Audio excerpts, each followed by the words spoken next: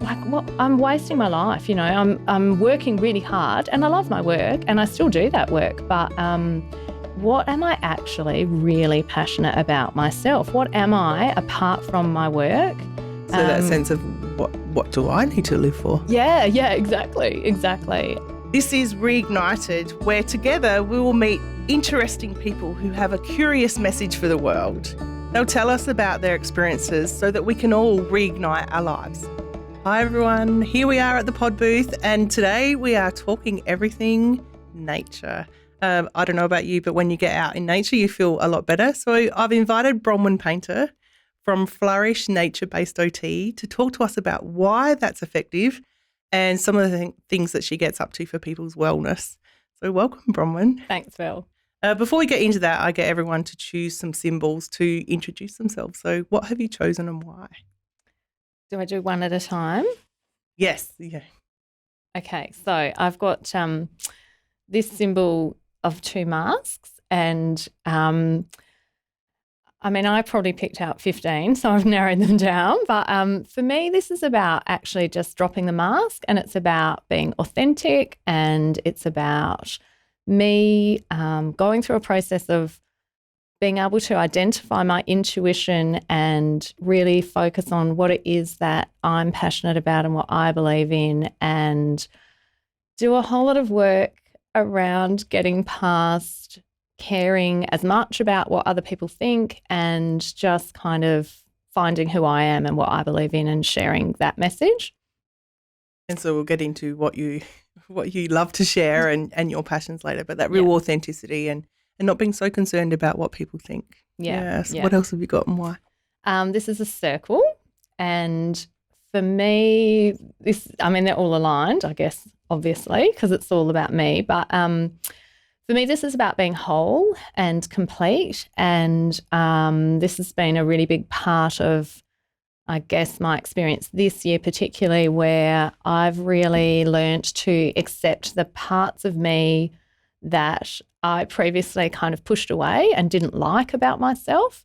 So I've been on this whole kind of experiential journey of understanding all of me and accepting that all of my emotion is okay and it's there for a reason, and not just not pushing things away as much, just embracing them and letting them pass. Yeah, it's so important, and that really aligns with me as a therapist, for people to feel all of the feelings, because if they're not, then something else plays out for them. So that real sense of being whole and accepting every part of you.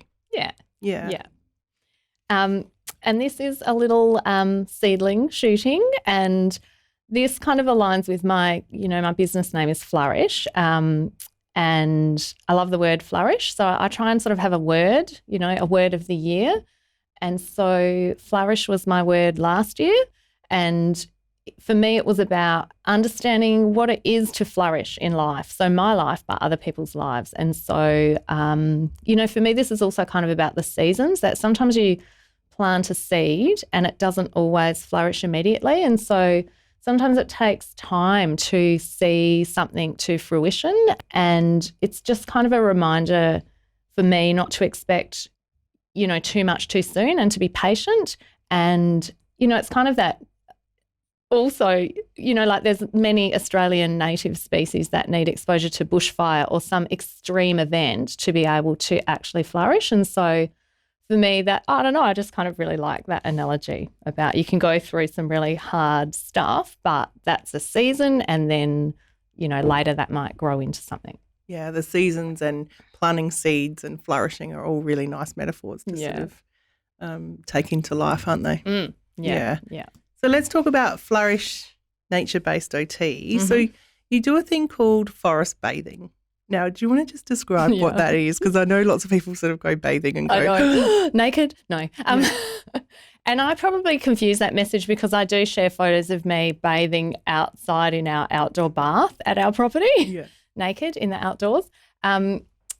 So forest bathing is it's based on a Japanese wellbeing practice called Shinrin-yoku, which translates literally as forest bathing, and it's about bathing ourselves in the natural environment. So it's clothes us on, and it's a wellbeing practice that was deliberately developed and promoted through the Japanese government in the 1980s as an antidote to sort of that cultural habit or practice of working yourself to death.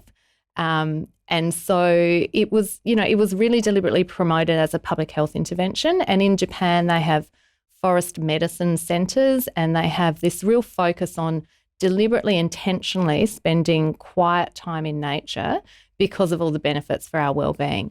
And so what I do is based on that practice. It's not exactly the same. I'm not Japanese. It's not my cultural heritage, but it's certainly inspired by and based on that practice. But I also want to say that there's nothing new about it. As much as I say it was kind of deliberately developed in the 1980s, like people have lived in nature forever. So a lot of it is about reminding ourselves of that. Yeah, and there is something I know for myself, when I'm really busy and stressed, I just have to go outside sometimes to feel a lot better. So what are the benefits of being in nature? So there's lots of evidence, and I've done lots of deep thinking about what actually even is evidence.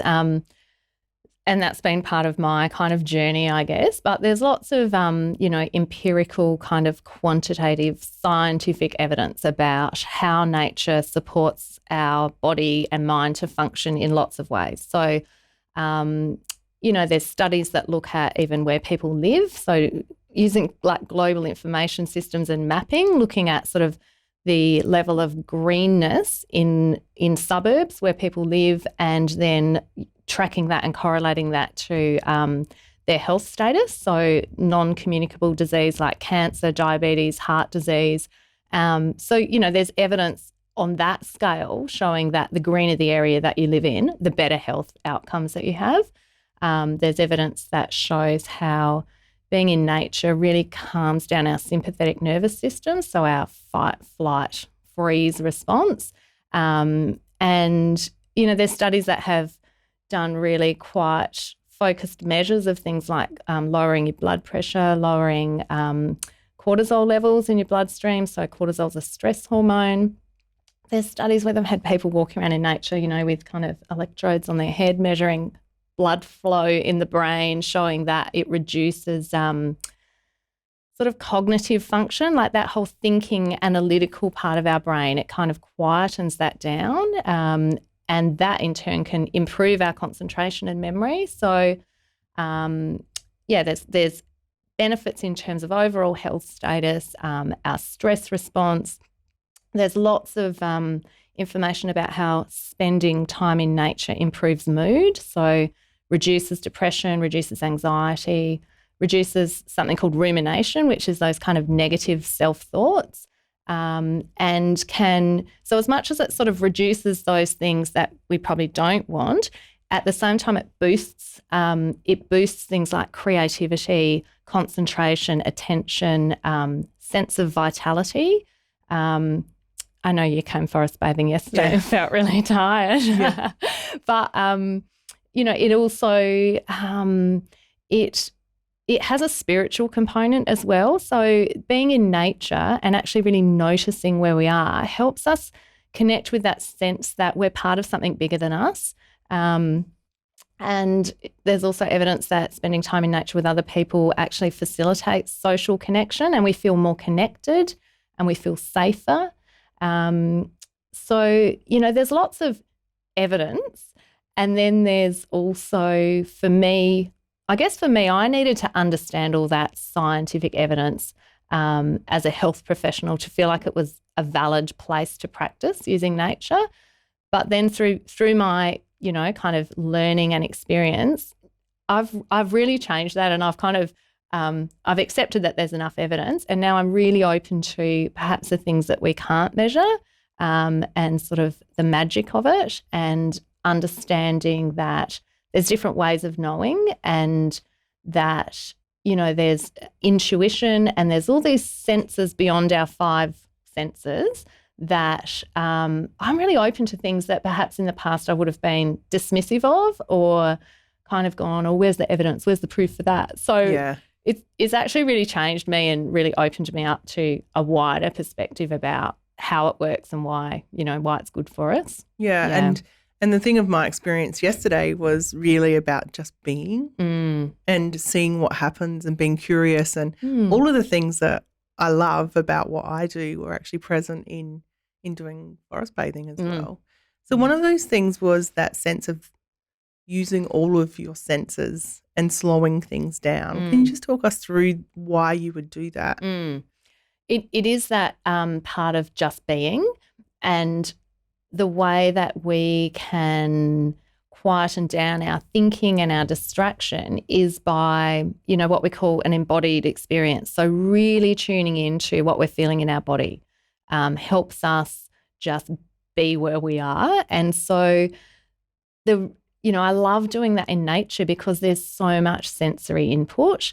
I've tried sort of dabbling in mindfulness practices and meditation before, and I'm a really busy person and I really struggle with kind of going, okay, now's my mindful time.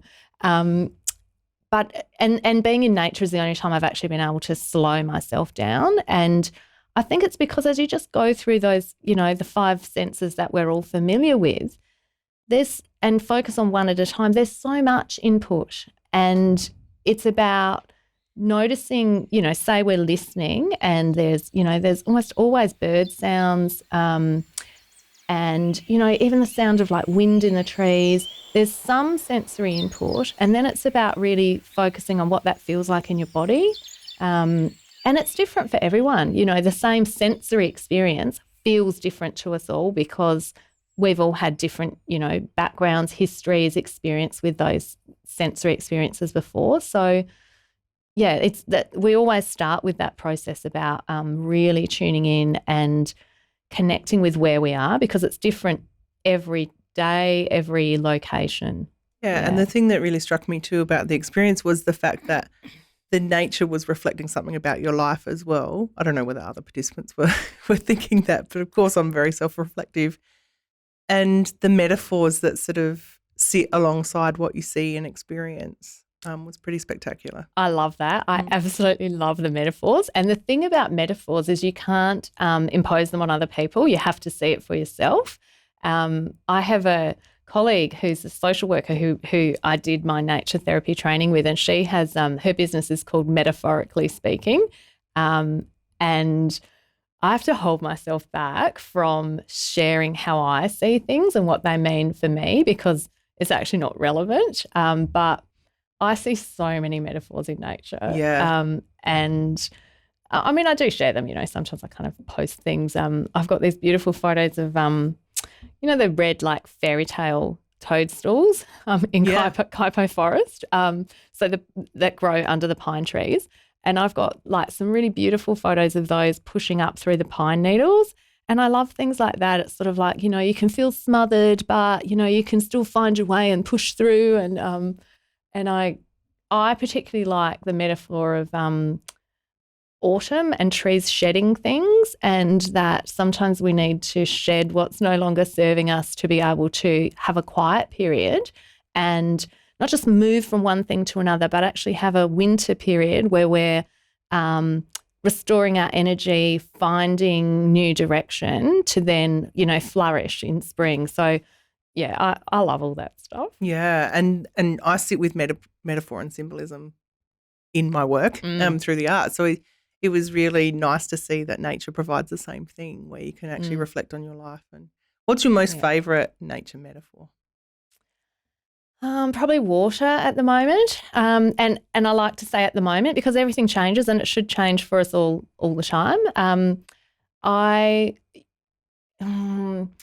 So my husband and I have a property near Mount Compass, and we have the Finnis River flowing through our property. So that has really deepened my relationship with water, because previously it's been mostly the ocean, and I love the ocean. But now we have this river that we spend a lot of time with, and so it's been amazing over winter to watch the water, flood down and change the landscape and the power of the water. And I really like the metaphor of the water cycle, that water is everywhere. We are predominantly water, and water has great energy and power, but it also has great stillness and and capacity to connect and to hold things for us, and that it always finds a way. It always finds a way. So whether it's flowing or whether it's sinking or whether it's evaporating, it's always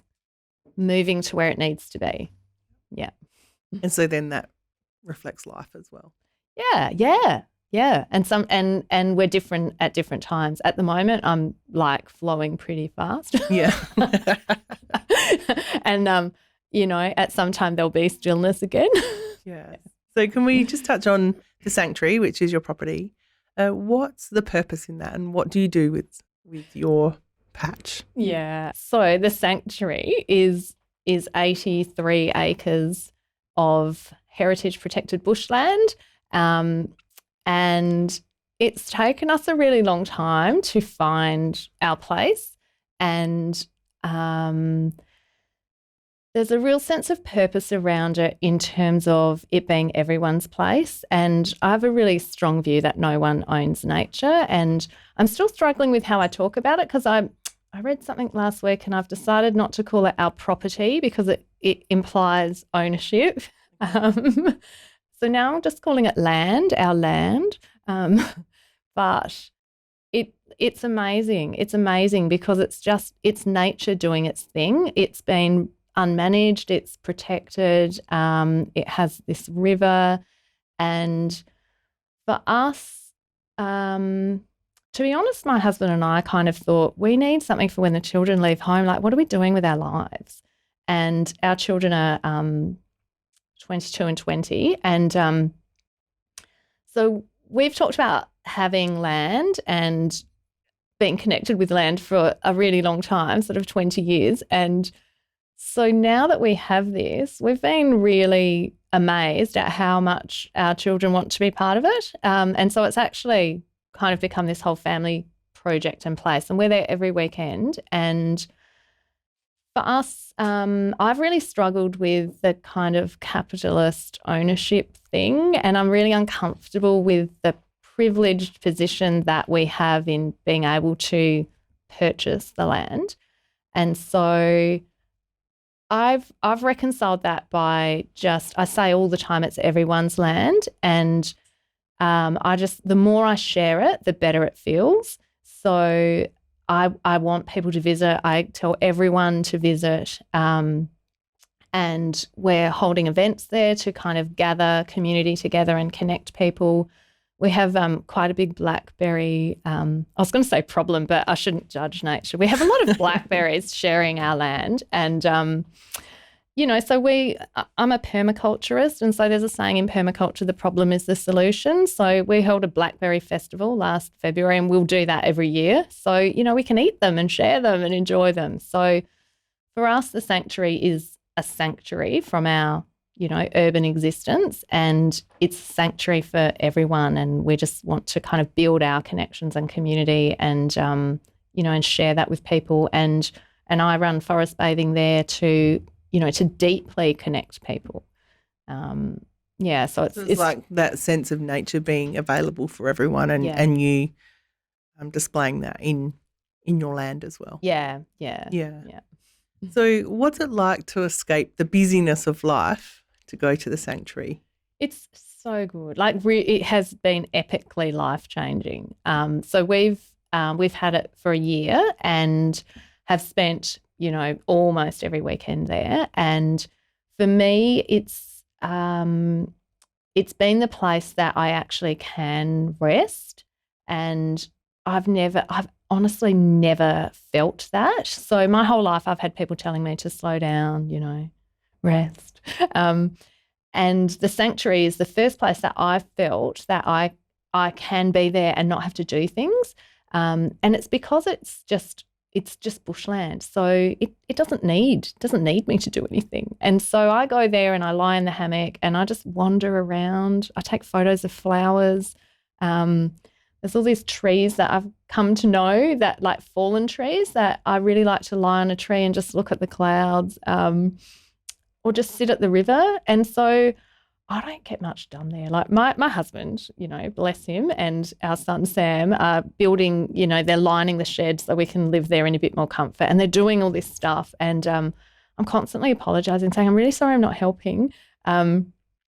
But what I need is to be still. So I actually think it's changed me. And I think I'm much better during the week. I feel like I'm a lot less emotionally reactive. I don't cry at work as much. Yeah, it's hard to describe. It's hard to put it into words. So by having that space and stillness and nature and all of that has changed you as a person. Yeah, absolutely. And so I want other people to feel that. Yeah, definitely. So let's talk about because you're in the wellness industry, obviously, as an occupational therapist as well, and obviously your message is about getting out in nature and experiencing it fully. Mm-hmm. What changed your view on that? Like, how did you get to this point? I was thinking how I was going to start this. Like, I've never not been connected to nature. Okay. So as a child, I remember when I was really little, my brother and I had our own little patches in the garden that we're allowed to plant anything. My parents always grew food. My dad was actually involved in establishing the Arkaroola Wilderness Sanctuary. And so, I lived there for my first couple of years. Not that I obviously remember that, but, Mum was a science teacher. Dad was in sort of mineral exploration and fossil finding. And so my whole childhood was, exposed to nature. I was a girl guide and we went camping and, all those things. So there was never a time that I wasn't in nature. But I guess I also kind of became very, very focused, very kind of achievement oriented. And I remember, in year 12 when I was a teenager, we lived on the beachfront, and I remember Mum dragging me outside and making me walk on the beach and saying, you've got to get outside, because I would be quite happy just studying nonstop, really driven by anxiety, I guess, about wanting to succeed. And so, that kind of stayed with me. And I think I don't know. I don't know that I was ever really disconnected from nature, but your sort of time use patterns change. And then, when I started work and, got married and had children, and I mean, I believe children belong outside. So, my children were outside, but then I developed breast cancer when I was 28, and we had, so our children were 2 and 8 months old. And that whole experience just escalated my anxiety, not surprisingly, and kind of tipped me into the busyness thing worse than I ever had been. So yeah, why was that? Because I know you've written a recent post about that. Yeah, that sense of, was it about wanting to achieve more?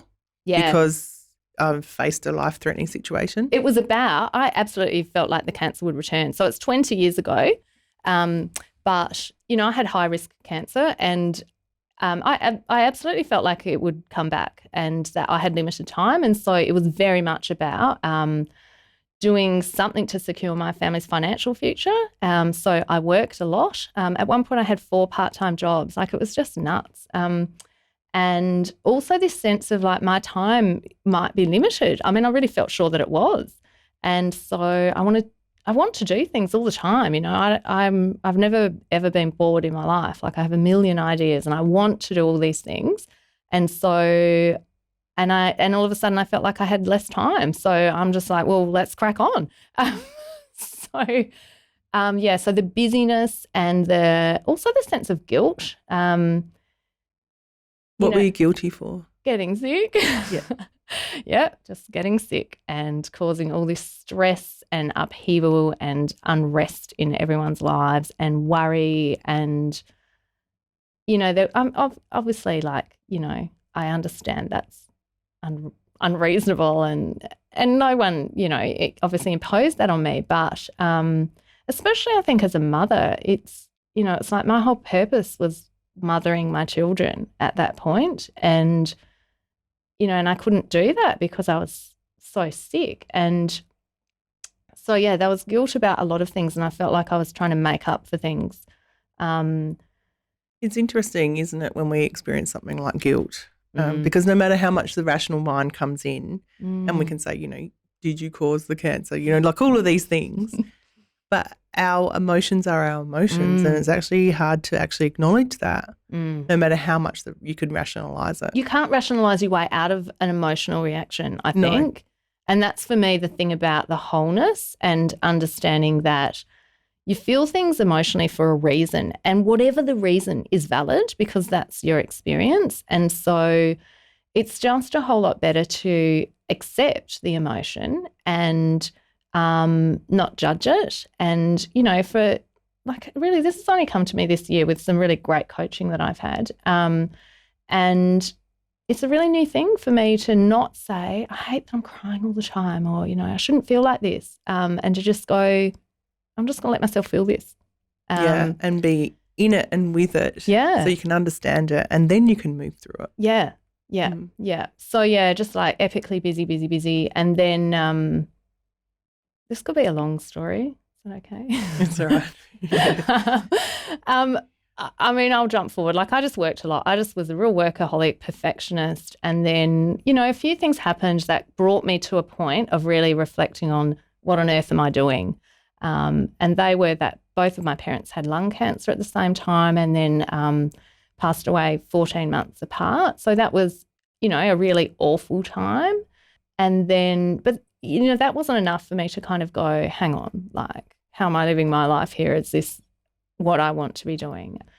And then our younger son, Sam, when he was in year 12, he developed like really sudden onset liver failure. So he was what I thought was perfectly fine. And then one day I looked at him and his eyes were yellow and I was just like, oh, that's not very good. Like best to hop off to the doctor. And, you know, went straight from there to hospital. And that was a really, really scary time because it took almost 3 weeks for them to diagnose what was causing it. And it got to a point where they were talking to us every day about the potential for a liver transplant. And, you know, we talked to Sam about what it was that he wanted to live for. And he's an amazing person. He's here to teach me. And anyway, you know, he is fine and he has an autoimmune liver disease that is managed. But through that process, it really took that for me to look at him and his passion for what he wanted to, you know, do. And for me to kind of go, like, what, I'm wasting my life, you know, I'm working really hard and I love my work and I still do that work, but what am I actually really passionate about myself? What am I apart from my work? So that sense of what do I need to live for? Yeah, exactly. So how did you come up with where you got to? So I did a visualization exercise with my coach around what would a perfect day look like. And I had no idea, and that upset me so much. Because it was like, oh, I'm so stuck in what I'm doing, or I just had no idea. I couldn't connect with what a perfect day for me would look like. And eventually I kind of got there. And for me, and I remember this so vividly, it was about, you know, I want to be in my garden, growing vegetables, giving food away, connecting with people with food, and being outside. And so then I changed jobs because I wanted to work part-time, and I went back to uni and did a graduate certificate in permaculture design, which is all about sustainable living, food growing, connecting people. And it's the first thing that I have probably ever done without knowing where it was heading. And I just did it because I was really passionate about it, and I thought I'm just going to immerse myself in this learning experience and just see what unfolds. And that was a completely different way of me tackling anything normally or not normally. Like previously, I would have had to see the whole thing from beginning to end. What am I going to do with this? How am I going to get value out of this?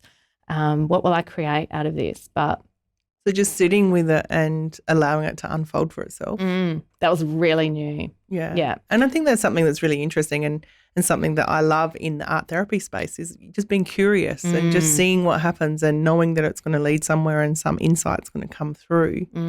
but that felt different to what you'd previously known. Yeah, and I think, in terms of art therapy, it's about actually creating a process and a space for people to do that, because I think we need permission and we need someone to hold that space for us.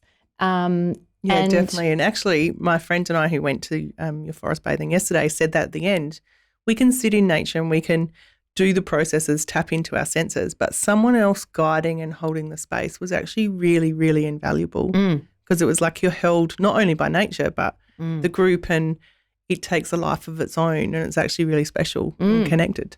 Yeah, I agree. And I've had those experiences too. I've been to yoga classes where I've been just in tears at the end because it's like someone's held space for me to have whatever experience I need to. And I agree. That's the beauty of being able to provide that opportunity. And so then I also made a really conscious decision to connect with other people, different people, to meet different people. And I went to a public talk by Marion Council about forest bathing, given by Alex Gort, who is now one of my colleagues. And so I just was so inspired by this idea of forest bathing that I went and did a training course with an American association, and it was a really transformative experience, like doing this immersive kind of 10-day experience where we did forest bathing every day and had that personal transformative experience.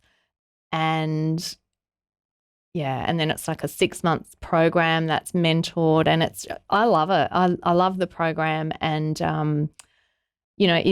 that was the beginning for me of the first time that I felt like I could be really calm, and realizing that I could do this for other people as well. Yeah. So what do you love about it? I think I love how it feels for me. I think it's about knowing that it's something I can do that switches off my brain, because I have trouble doing that. I have trouble switching off my brain and my mouth. I'm sure everyone can sort of relate to that in some context. Yeah. And what I hear you saying is also that, busy, get on to the next thing, life is short, let's go.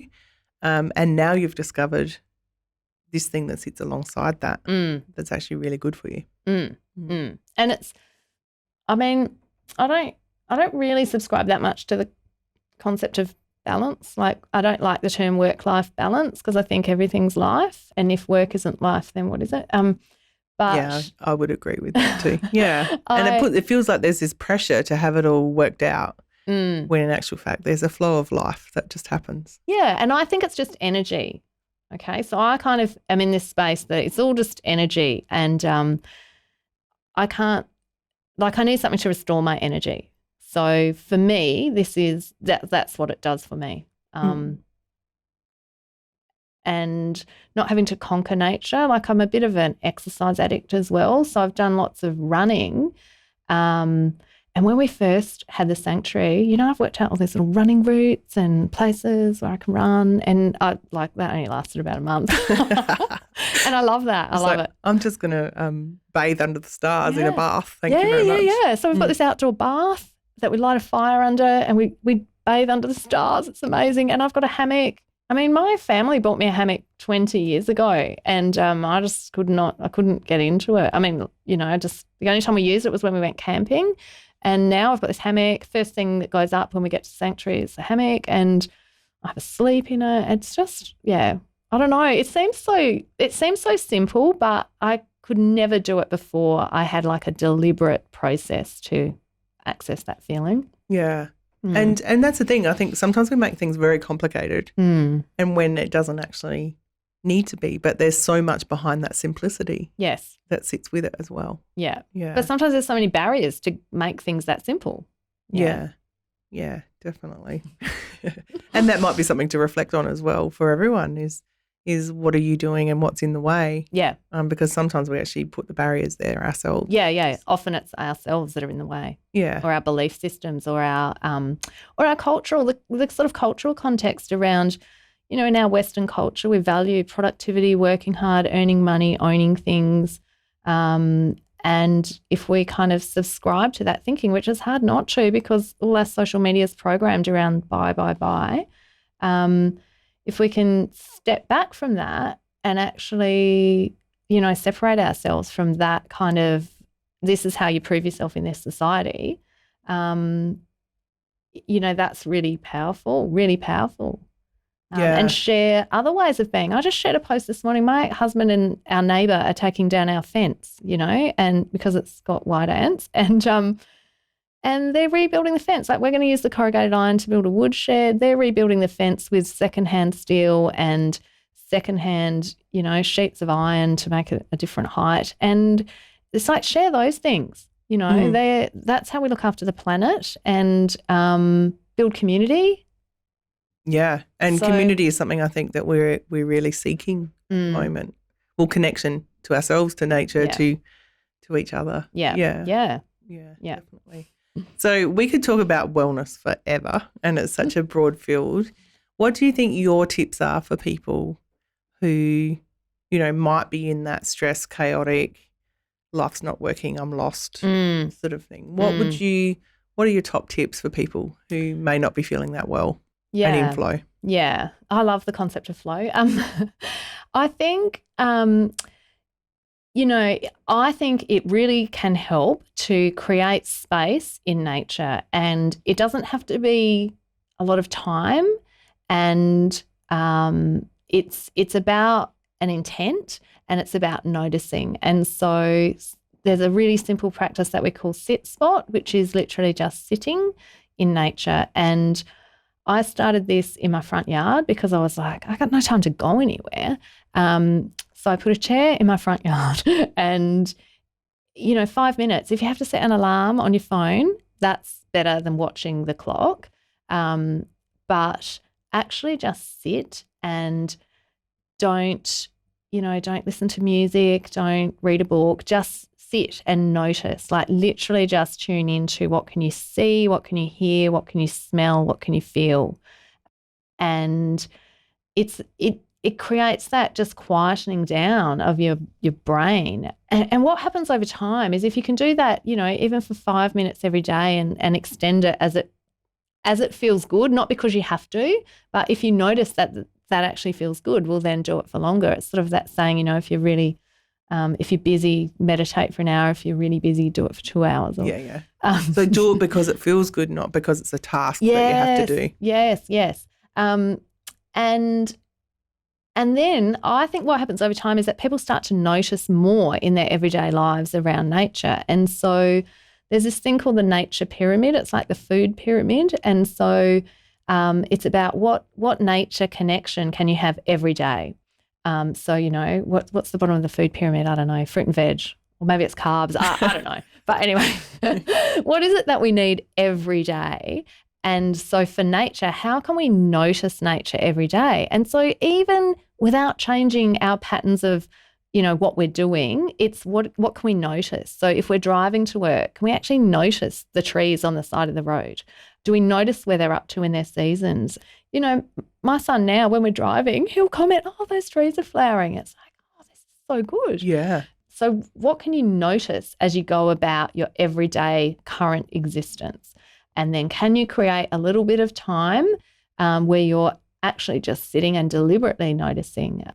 How can you make really small changes? How can you incorporate nature into your environment? So, I said when we got here, like, this is really indoors. Yeah. But how can you incorporate colours of nature, textures of nature, even images? There's evidence that if you change the screensaver on your computer screen to a natural image, a photo of something in nature, even that helps. And is it having things like fresh plants and that around as well? Yeah. Do you know what? In my workplace, we don't have living plants, or we do have a couple, but you can even find evidence for having artificial plants providing benefit. It's almost like any kind of nature is better than no kind of nature. Even virtual nature, which is really not my thing, views out of a window, any kind of connection with nature and actually noticing it just helps. It actually changes our brain function. So, what can you incorporate in what you're already doing without it feeling like another thing to do? Yeah. It's great. It's a really good message, isn't it? And explains so much about why just being outside, taking notice of things is so powerful for people. Pets, like get a dog, you have to walk the dog. We have chickens. Chickens are great for sort of mindfulness. Just watch them. We have bees. Oh, here we go. Here's the bees. Yeah. We have bees in our backyard, and often we will just sit and watch them come in and land and look at the colours of the pollen, and it's a really kind of meditative process. Yeah, so really that taking notice, and nature provides so much for us as well. So what do you think it's given you?